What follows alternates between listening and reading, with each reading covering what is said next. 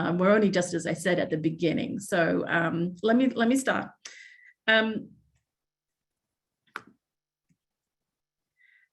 You met me, hopefully most of you met me previously at the panel. I work at Microsoft. I lead libraries and museum strategy globally for Microsoft. So what that means is thinking about how technology is applied in a library or a museum context.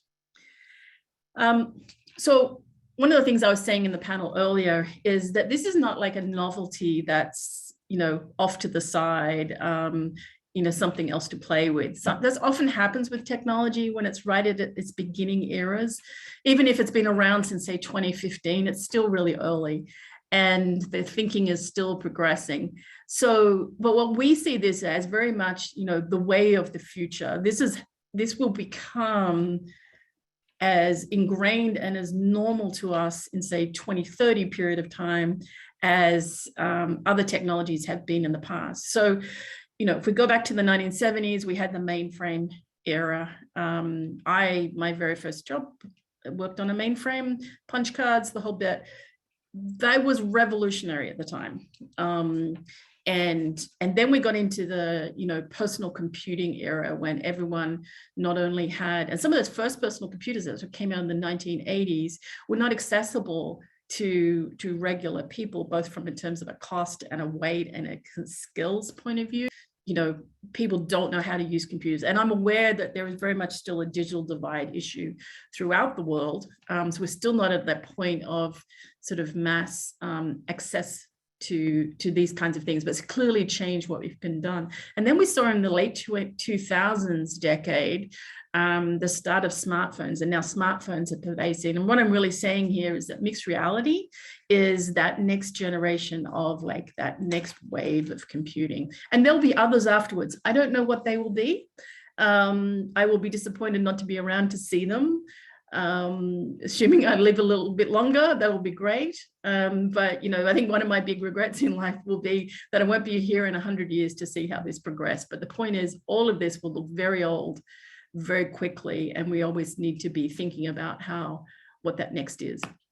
So let's talk about what it is in the first place. And so we often talk about this idea of a spectrum that goes from physical reality to digital reality. And so you've got virtual reality at one end of the spectrum, and you've got the real world at the other, and then you've got everything in between. So augmented reality is about putting a layer on top of the real world, all the way up to virtual reality, which is no longer in the real world. You're in an immersive environment that doesn't actually exist. And so if you can think about it as a spectrum, and then mixed reality sits in the middle. It's just terminology, but it's worth remembering that it's not just one thing, but a spectrum of things. And so you get this idea that we've been talking about for a long time, and there's a terrible word out there that I hate and lots of people hate, but there isn't a better one, called phygital. So the intersection of the digital and physical worlds. And I started talking about this in museums starting about 2013, 2014. It was really hard to have the conversation because nobody could really comprehend what it might look like. And it's always really hard for people to comprehend what something is going to look like into the future, because you can only frame that in your experience in the past. So you have to kind of get there to understand. So it was all very abstract, but now we're starting to get more and more into understanding what this physical and digital build. And it's actually both a huge opportunity. It's actually also quite dangerous, because no longer can you look at something and trust that it actually is what it's purporting to be. We've been talking for years about Photoshop and how Photoshop can easly, or relatively easily, with the right skills, change something to make it look like. And we talk these days about deep fakes, where you can project a voice in the animation and make it look like somebody is saying something that they never said, and everything. So the problem with this blending is how do you get into that? But there's also enormous opportunity, because the challenge with the real world is it doesn't necessarily provide you everything that you could do. I always say that digital is about how can I do things that I couldn't do in the real world and then add it on. So in a museum context, it could be about providing more information about what I'm looking at. It could be about zooming in and seeing something like brushstrokes on art, for example, that I couldn't possibly see myself, because in a museum context, I can't, physically get that close to some priceless piece of art. And even if I could, I couldn't necessarily see at that sort of resolution. So this is how to think about it. And as we talked about that spectrum. So, but the breakthrough, and I talked about this in the panel, is this idea about addressing physical constraints in the technology is how we are evolving. And so almost any technology you look at, you have to sort of say, oh, that made sense in retrospect because it addressed some limitation. The limitation that we've had in mixed reality, in virtual reality, has been, it's been a single user experience. And so very early on in, say, 2015 era, it had to be tethered to this massive big gaming laptop because the tethering, because it just didn't have the compute power in the goggle. And now we've got rid of that. And one of the things that we're getting more and more into is, and we'll see over time, is those goggles start to reduce into becoming much more like glasses. And then you're starting to get into having like compute power inside the glass, and the chips get smaller and smaller. That's entirely possible, but that's where the technology is heading. And Google Glass, which I know got a lot of negative press, but really it was ahead of its time, and it was starting to think about what that is. But you're going to be very quickly in an era where you also don't know what other people are being able to see, that if they're wearing glasses, whether or not they are in fact mixed reality goggles, or whether or not they're actually just regular glasses. So that's a whole nother. We're rapidly getting into an era where you can't tell what is real and what is not anymore. Maybe that's not an important distinction, but I suspect that it should be an important distinction. But that will change. So now the next constraint is you only had yourself in the experience. You were looking at an experience, you were immersed in it, but you couldn't see other people. And the reason you couldn't see other people is you couldn't handle that compute power. Now we can. And so that removes the constraint of place. So now, as I said in the panel, you can have someone in Australia and someone in Seattle visit something in France and feel like a seamless experience, like you're all in the room together. That's where we're going. And we're just seeing the beginnings of that now. And then I think you'll also start to get further into multiple senses. So not just vision and hearing, but also tactile feedback, smell. You can digitize smells. They're all very formulaic. Smell, touch. So all of those senses, the more senses you immerse yourself in, that compute power is a constraint to getting there, but we'll get there. So let's talk about what the metaverse is. And it's not just what we're hearing in 2022 media. So the idea, this is a visualization. Don't worry about the Microsoft name. It's just an example that we have here at Microsoft, but take any company. The idea here, if we look at this image, is we have people who exist in real life who have these goggles on. Remember, in time, they'll move to glasses. We have a representation of a person who is an avatar representation of a person who actually exists somewhere else, physically exists somewhere else than whatever this room is. But you can see how they're interacting and looking at something together as though they're in the same room. And this person over here is also represented as an avatar. And then this car here is a 3D model of something. It could be anything. But just in this particular case, it's a car. It also doesn't exist in this space. So everything that's blue has this like blue sort of thing. You can imagine from the perspective of these guys, none of it exists really in that space. It's meant to indicate what it would be like, but you're creating an environment as though everybody is in this space. And you might remember in the panel, I sort of said that everybody is like cut off at the waist and is presented as an avatar. That's a constraint of technology. That will change. So you can see how all these people are cut off at the waist. They're all labelless. Just because it's a constraint of how much compute power you need to generate. But we'll eventually get to, and I'm going to show you some holographic images. We'll eventually get to the idea that these are holographic images, and it's going to look much more like a real person. But right now, these can bring expression, right? So right now, it's not just an avatar that is expressionless. It's going to react to the facial expressions that you're making from wherever you are and bring a little bit of life to it. And that's just going to get better and better over time. So we talk about this idea of the things that you can do with it. This idea of feeling presence is really important. We know that Zoom calls, Microsoft Teams calls, video calls is all about us looking at somebody, but not being in the experience. The difference here is that you're not looking at the experience, you're immersed in it. And that's the big difference between the metaverse and the world that we live in today, is that wherever I look around, you know, somebody like Teresa, who's my co-host here, right, literally looks like she's sitting in a chair in the same room, just like I would in a normal person-to-person interaction. So if there's nothing else that you take away from today, think about the metaverse as this. The metaverse is being in the experience, not looking at the experience. And if you actually think about it, everything you do today is about looking at a screen and looking from afar and not being inside it. And then also this connect from anywhere, not to be trivialized.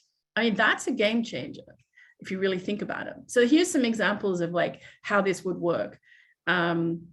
This is a woman who's in her apartment with, again, HoloLens. So the apartment is real and she is real in this, not in this environment, but makes it feel like to her is this woman who is actually a holographic image. So it gives you an idea. And you'll see that a holographic image is not yet at a point where it feels like a real person yet, but it'll get there. It's just not there yet.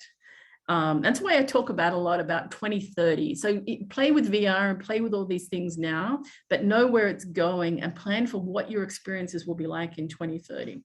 And then of course, they're looking at something together and collaborating on something together, but they're not, but this model doesn't actually exist in the space. Same idea again here, hologram, an avatar without legs, and a real person looking at a 3D visualization of something. I want to talk a little bit about how this is actually used in the real world today. So there are two use cases that are the primary ones for virtual and mixed reality that you don't hear about because they're not consumer use cases, but I think they're really important in thinking about how they apply in the library context. So one is the idea about getting remote assistance for something. So, you know, there are lots of specialists in the world. You can imagine a medical scenario where there's a specialist who has like a certain cardiologist, for example. He cannot physically travel to every patient, nor can every patient physically travel to him. So how can he provide expertise to consult? And this is a further play on the idea of teledoc type scenarios. How can he further consult? So if you've been in a teledoc scenario now, you know, like a virtual, you know, doctor's visit, you know that there are some things they can't do and they actually have to see you. Right? So what virtual reality allows you to do is to be able to take that to that next level. So there's more things that a virtual visit can do. And the second one is, sorry, I'll go back to these, is this idea of remote expertise. So in, not just in medical scenarios, but also in scenarios where you've got like some specialist in something, right? But he or she cannot physically travel somewhere and vice versa, not everyone can access it. How can I bring that expertise as it's needed right there? And while in this particular case, which is a manufacturing sort of technical example, it's right in front of him, right? It's not, he has to look at a book or train in a video here and then go and try and do it. It's about bringing it closer to that experience. And so you can see in this example, same idea. I'm working on something very technical, but then it's going to give me prompts right in front of my face. It's like a layer on the world to bring that together. And I got the sequence wrong here. I'm going to go back to this one, which is this idea of social meetups. Now, this is starting to look very much like Second Life. For those of you who remember Second Life, it was ahead of its time. It was something, for those of you who are not familiar, who went around, Second Life was an environment where you got to like walk around the world and collaborate with other people. But the important thing was that you were looking at something where you were collaborating with other people. You didn't feel like you were in it. And that's the big difference between then and now, is you're now in it. So imagine that you're not looking at this, but you are actually a representation of here. And as you look around, you get the perspective of seeing over here, etc. These are all represented as avatars. And this already exists and is a great way, it's called Alt Space VR. It's a great way to start to play with this kind of a concept today. You can experience it in a true Second Life style by like accessing it through a web browser, but you can also access it through goggles, through like, I think it's Oculus, but actually I think any of those kind of consumer level virtual reality headsets. And then it can feel like you're inside the experience. So this is a really easy one. I'll put the link in the chat. This is a really easy one to get an idea about what it's like. But in this one, everyone's represented as an avatar, but that's not a bad thing. One of the great things about avatars is it's a technical limitation. One of the great things is it's a great accessibility story, because you no longer have to worry about all the things that make people shy. And I'm quite the introvert. I might not feel like it today, but today I am an introvert. Today I'm just playing an extrovert. But it's the idea of being able to present yourself without it necessarily being the things that make you concerned about yourself, right? So I'm a middle-aged to get more the middle-aged woman. I don't necessarily present, depending on who I'm hanging out with, I may not want to present myself as that. I have gray hair, all that kind of stuff. There are lots, I could be disabled. There are lots of reasons why people don't want to present themselves or don't feel comfortable, and it takes those barriers away, being able to participate. And then also being able to participate in a very authentic way. So this could be something like, a virtual conference. It could be, this Alt Space VR is actually incredibly popular amongst Gen Z. For things like concerts, comedy shows. I'm not suggesting you have to use it for those things, but just know that's how it's being used today. But you could easily make this and have a virtual get together. And for those of you who have goggles, can feel like you're in the experience. Just want to see if there was something I missed here. No, I didn't. Sorry if I'm jumping around. So something else to think about in the metaverse is breaking down barriers of things like language. So in this particular case, we have two avatars. Ultimately, remember, this could be polygraphs. You're inside the experience. One speaks one language, one speaks another. So in this particular case, Kim So-yeon, he's talking in Korean, but it's coming out in English to Caitlin, this woman, Caitlin Muller. She's speaking in English, but it's coming out in Korean to him. And this idea of being able to speak in one language and have the recipient hear in another language is another great story on accessibility. And you think about it, it's a really limiting factor of why we don't have as much diversity as we have, because we do have true barriers of things like language and understanding and disabilities. So it starts to break those things down. So this idea of being, two people can talk to each other. One can be in Korea, one could be in Seattle, for example, and they can now interact with each other in a very natural way, in a way that they could never have done before, because it required them to understand the language. And then we start to get into some more representations. Sorry, I hope you appreciate my humor that nobody has legs. This will change, but for right now. But this is starting to get into something that Accenture has actually done, is just to create this whole environment in the metaverse. Now imagine you're not looking at it, you're inside it, of how a team starts to work together. So I've just got some great images here for you. And you're starting to see this common pattern of multiple avatars who are represented by people in different places collaborating on something together in what feels like a room. And then we've got another idea. So trying to replicate real life.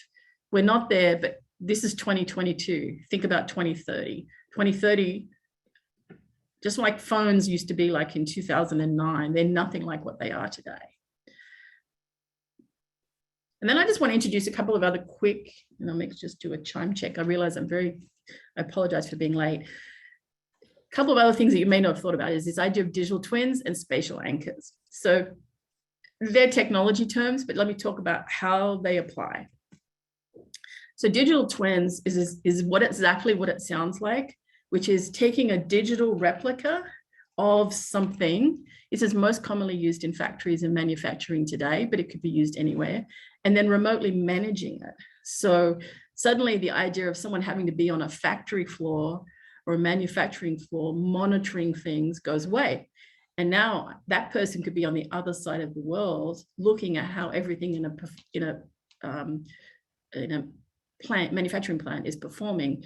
It can identify that something's going to fail before it fails, that it doesn't meet some certain, and things and actions can be taken either automatically or manually.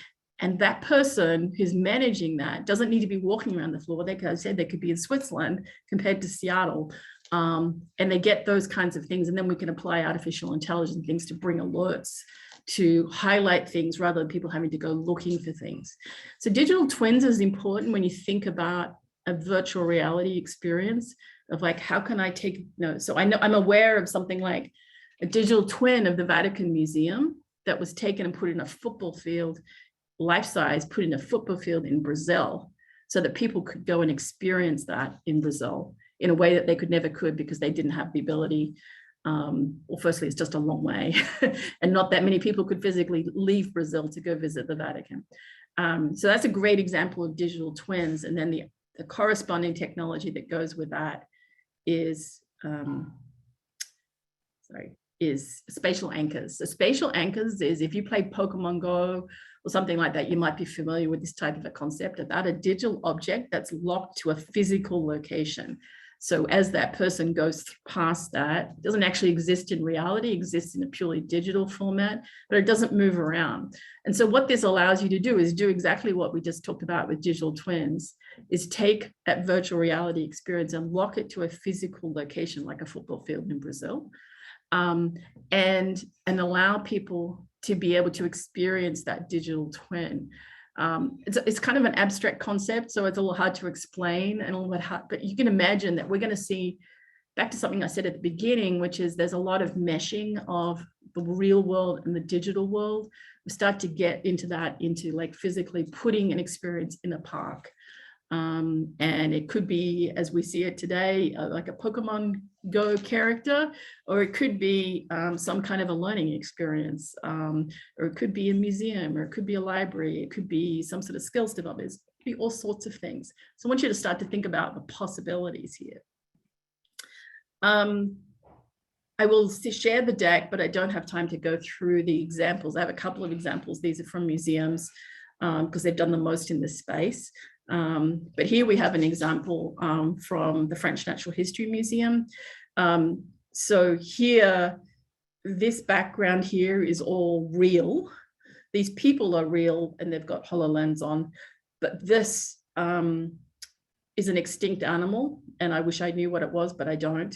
And it's swimming in their universe. This is probably very similar to things that you've seen sort of elsewhere. And then but there's a great video that goes with this, so I'll check out the deck.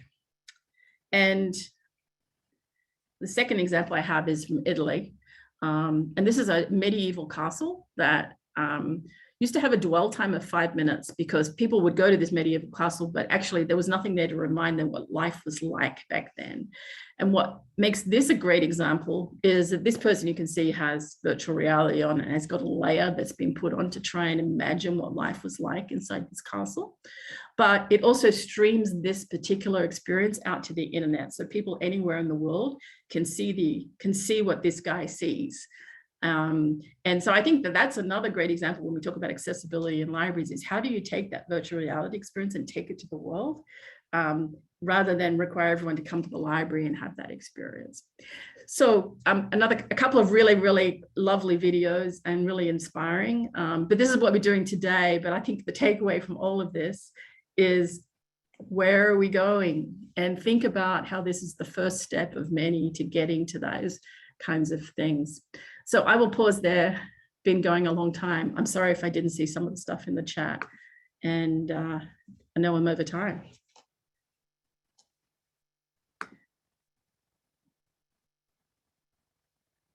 And I will give you my